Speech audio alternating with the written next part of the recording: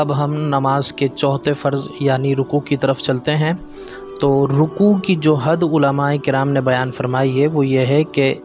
اتنا جھکنا کہ ہاتھ بڑھائے تو گھٹنوں سے ٹچ ہو جائیں،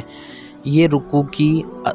حد ہے، یہاں یہ رکوع کا ادنیٰ درجہ ہے۔ اور رکوع کا جو کامل درجہ علماء کرام بیان فرماتے ہیں وہ یہ ہے کہ اتنا جھکے کہ پیٹھ انسان کی پوری سیدھی ہو جائے، یہ رکوع کا کامل درجہ ہے۔ لیکن رکوع شروع کہاں سے ہو جاتا ہے؟ وہ رکوع جو ہے اتنا جھکے کہ ہاتھ بڑھائے تو گھٹنوں سے ہاتھ لگ جائیں، تو یہاں سے رکوع کی ابتدا ہو جاتی ہے۔ اسی طرح اگر بیٹھ کر نماز پڑھ رہے ہیں تو اب ہم رکوع کس طرح کریں گے؟ تو اس میں علماء کرام فرماتے ہیں کہ اتنا جھکے کہ جو سر ہے یہ گھٹنوں کے برابر آ جائے، یعنی بیٹھ کر نماز پڑھنے میں یہ ضروری نہیں ہے کہ اتنا زیادہ جھک جائیں کہ بالکل سجدے کے قریب ہو جائے، بلکہ صرف جو سر ہے، جو آپ کی پیشانی ہے، یہ پیشانی گھٹنوں کے برابر ہو جائے، اتنا جھکنا یہ کافی ہے بیٹھ کر نماز پڑھنے کے لیے رکوع کرنے میں۔ اسی طرح اگر بھول کر اس طرح کیا کہ سورہ فاتحہ پڑھی اور سورت ملائے بغیر رکوع میں چلے گئے، تو اب یاد رکھیں کہ اگر ہم نے سورت نہیں ملائی تو اب ہم پر یہ حکم ہے کہ ہم فوراً پلٹیں اور قیام میں آ کر جو سورت ملانی ہے وہ سورت ملائیں، اس کے بعد دوبارہ رکوع کریں اور آخر میں سجدہ سہو کر لیں۔ لیکن اگر اس طرح کیا کہ واپس تو رکوع سے قیام میں آ گئے اور سورت ملائی، مگر اب سمجھا کہ میں نے چونکہ رکوع کر لیا، اب میں ڈائریکٹ سجدے میں جاتا ہوں، تو اس صورت میں یاد رکھیں کہ اب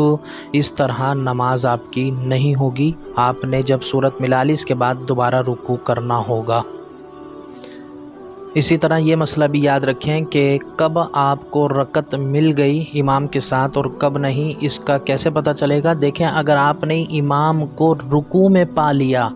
تو اس صورت میں آپ کو رکعت مل گئی۔ رکوع میں پا لیا سے مراد یہی ہے کہ اگر امام صاحب رکوع سے اٹھ رہے تھے لیکن مکمل طور پر نہیں اٹھے، ابھی بھی اتنے اٹھے کہ ان کو رکوع ہی ان کا جو ہے کاؤنٹ ہوگا، یعنی اتنے جھکے ہوئے ہیں کہ وہ ہاتھ بڑھائیں تو ان کے گھٹنوں سے ٹچ ہو رہے ہیں، اور میں بھی اتنا جھک گیا کہ نماز شروع کرنے کے بعد تکبیر تحریمہ کے بعد جو ایک لمحہ ہے یہاں ٹھہرنے کے بعد پھر دوبارہ الگ سے تکبیر انتقال کہہ کر رکوع میں جا کر میں اتنا جھک گیا کہ میرے ہاتھ جو ہے گھٹنوں سے لگنا شروع ہو گئے، اور امام صاحب کو میں نے اس کنڈیشن میں اگر ایک لمحے کے لیے بھی پا لیا تو اس صورت میں یاد رکھیں کہ آپ کو رکعت مل گئی ہے۔ اور اگر آپ نے امام صاحب کو رکوع میں نہیں پایا، امام صاحب آپ نے تکبیر تحریمہ کہی اور وہ رکوع سے کھڑے ہو گئے، اور اس صورت میں آپ نماز میں امام صاحب کے ساتھ شامل ہوئے، تو اب آپ کو یہ رکعت نہیں ملی، آپ کو یہ رکعت امام صاحب کے سلام پھیرنے کے بعد اکیلے طور پر ادا کرنی ہوگی جس طرح ادا کی جاتی ہے۔ تو یہ مختصر رکوع سے متعلق مسائل تھے۔ اللہ رب العالمین ہمیں صحیح طور پر نماز پڑھنے کی توفیق و سعادت عطا فرمائے۔ جن احباب کو اگر کوئی سوال وغیرہ کرنا ہو،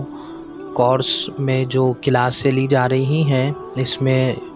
جو مسائل بیان ہوئے، اگر کسی کے ذہن میں ان سے متعلق کوئی مسئلہ ہو تو وہ ضرور اکیڈمی کے آفیشیل نمبر پر سوال کر سکتے ہیں، اور اکیڈمی کا آفیشیل نمبر چل رہا ہوگا، اس پر آپ اپنا سوال واٹس اپ کر دیں، وقت مناسب پر انشاءاللہ آپ کے سوالات کے بھی جوابات دیے جائیں گے۔